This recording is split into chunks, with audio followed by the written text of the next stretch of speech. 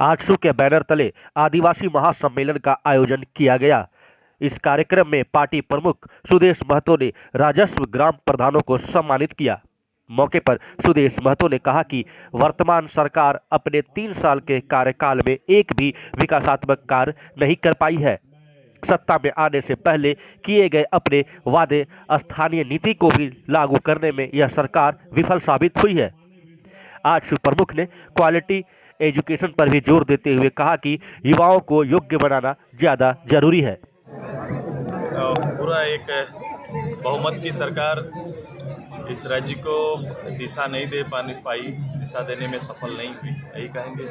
इसने प्राथमिक 3 साल के अंदर में सरकार ने कोई प्राथमिकता तय नहीं की। इस राज्य की आवश्यकता किस पर भार देना है, किस काम को प्राथमिकता देना है, वो कहीं भी आपको दिखाई नहीं देगा। सरकार दिशाहीन है और समय बिता रही है और केवल अपने लाभ के एजेंडे पर काम कर रही है।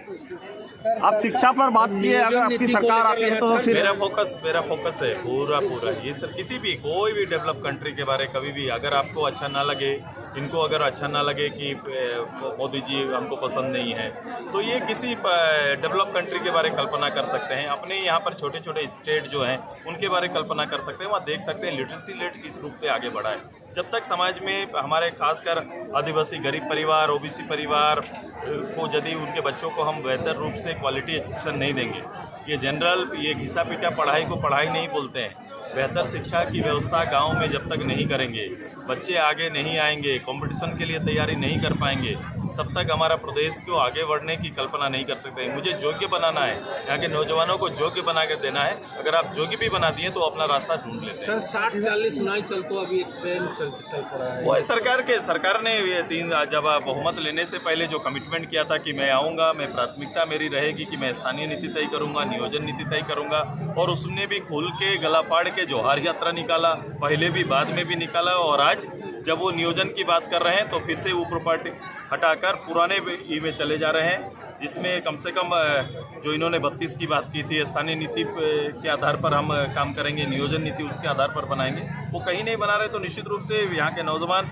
जो 3 साल से नौकरी की प्रतीक्षा कर रहे हैं, वो तो इस तरह से आएंगे, बात करेंगे, ट्रोल करेंगे जरूर सरकार को। तो तैयार होना चाहिए एकदम हमने कहा कि अंतिम सर्वे को आधार बनाना चाहिए और यहाँ के नौजवानों को अवसर देना चाहिए। आज के कार्यक्रम के बारे में एक लाइन मैं धन्यवाद दूंगा अपने गुप्ता जी को कि इन्होंने खासकर जो हमारे ट्रेडिशनल सिस्टम के अगवा, हमारा एक समाज का जो अगवा, हमारा आदिवासी समाज के प्रमुख लोगों को एक प्लेटफॉर्म में बुलाकर सम्मानित किए, उन्हें सम्मान देने का काम किए और आगे बढ़ने के लिए उनको जो स्वशासित व्यवस्था, हमारे ग्राम प्रधान व्यवस्था है, वहाँ सरकार को अधिकार देने का आग्रह किया।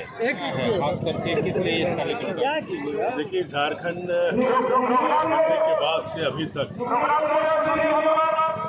मैंने एक के बीच 5 साल के कालखंड को छोड़ दें तो लगातार इस प्रांत में यहाँ के नेतृत्व करने वाला मुख्यमंत्री आदिवासी रहा। लेकिन जो आदिवासियों की आज झारखंड में स्थिति है, आप जाकर के गाँव में देख सकते हैं।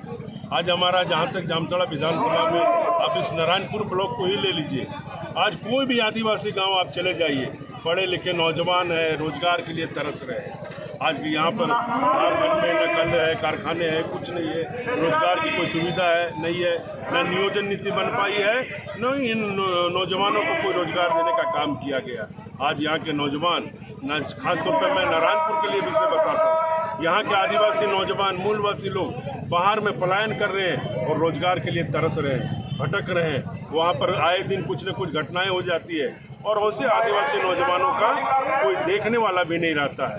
तो जो झारखंड बना, अबुआ दिसुम अबुआ राज कहने वाले हमारे नेता लोग, जो झारखंड बना आदिवासियों के हित के लिए, वो कहीं न कहीं अनदेखा रह गया, छुआ रह गया है। और इनको जो ग्राम प्रधान हमारा नायकी है, गड़ोत है, पुरानिक है, जो गांव का पारंपरिक सभ्यता और संस्कृति को जिंदा रखा है, आज उनके भी अधिकार का हनन हुआ है। ऐसे लोगों को आज यहाँ पर आप देख रहे होंगे, हजारों हजार की संख्या में आज आदिवासी बंधु लोग यहाँ आदिवासी सम्मेलन में आजसू के बैनर तले आज यहाँ पर इकट्ठा हुआ है और माननीय सुदेश महतो जी का भी उद्बोधन हुआ। मैं सभी ग्राम प्रधानों को भी अपनी ओर से अभिनंदन करता हूँ, बधाई देता हूँ और आदिवासी समाज के लिए जो भी करना पड़ेगा आदिवासी नौजवानों के लिए, जो भी करना पड़ेगा वो हम लोग करने का काम करेंगे।